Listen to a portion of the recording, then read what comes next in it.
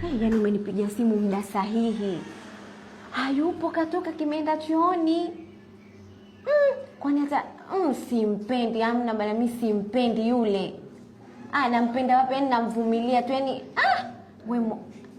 Hamna. Mishakwambia ni yule simpendi, yani kama yai ukimgeuza hivi ndio hivyo hivyo, hafurukuti, yani sijui ukoje yule mwanaume.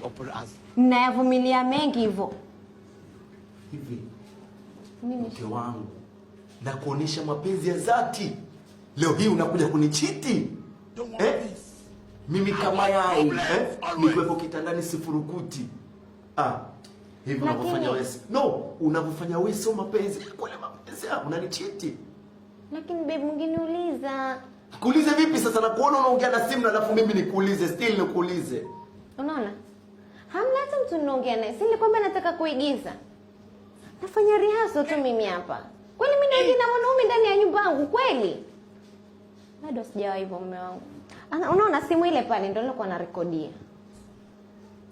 Au nikakuletea simu uone? Usende, nitaenda kuichua mimi.